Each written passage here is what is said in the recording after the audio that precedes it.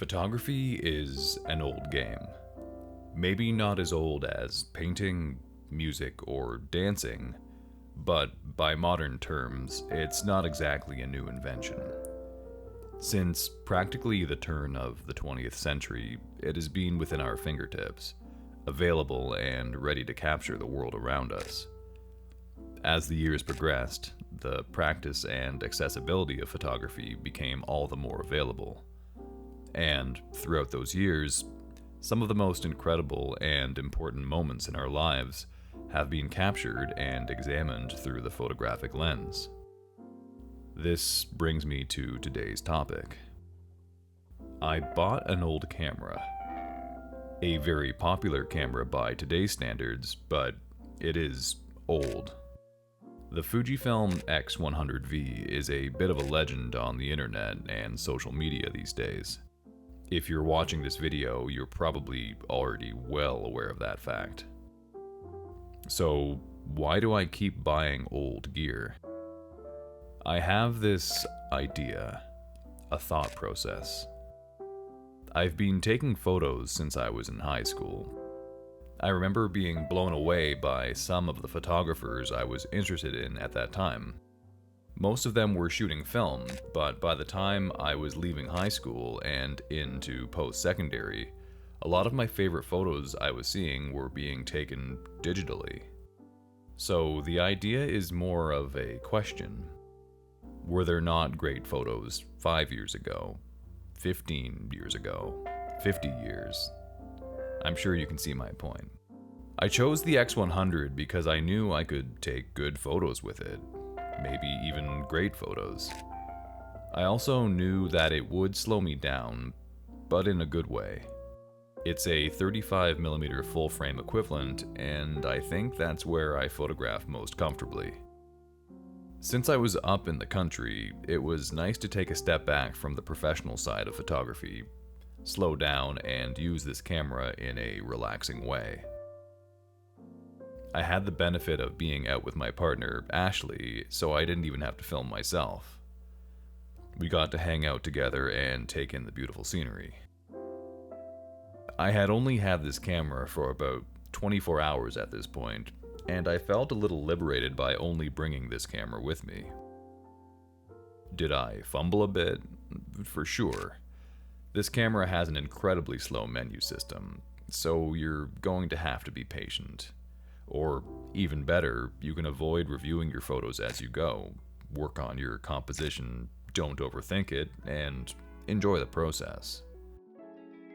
And all of this brings me to the next part of this video. Putting it to work at home, in the city. To be honest, I initially got this camera to be a dedicated black and white system. I was going to set it on monochrome and leave it at that. So here's where I got to try that idea out. I spent today looking for moody scenes that I could slow down and add some movement to with a very slow shutter. This camera is a great choice for that. No one is really looking at you when you have such a small camera in your hands. For a lot of these, I shot from the hip at a really slow shutter, something like 1/4. In order to really get some motion in the shots. I threw a neck strap on for better stability. While I was out, I also remembered how much I enjoy black and white cityscapes. So today was a mix of things. I wanted some movement with people, but to also capture some stark and intimidating buildings.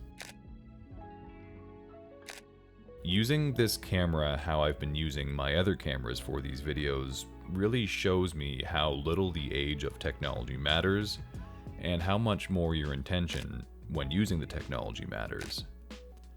For example, when I point this camera at some buildings, I'm not thinking, I wish this camera was faster or higher resolution. All I'm thinking is, those are some cool buildings. I'm going to take a picture. Using a 13-year-old camera like the X100 fulfills a need that maybe more of us need to consider. A need that we don't always know that we require. Simplification. The impact of new camera technology and advancements is no doubt incredible, but it's not the only way to do things.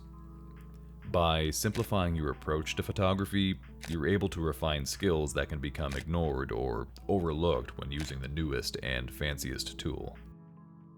When I started this channel a little over a year ago, I wanted to do something that wasn't work, but was still something I was passionate about: photography.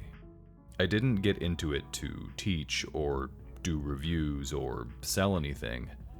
I did it for the love of photography. And because of this channel, I've learned a lot about my approach to photography, philosophically, psychologically, and on a personal level.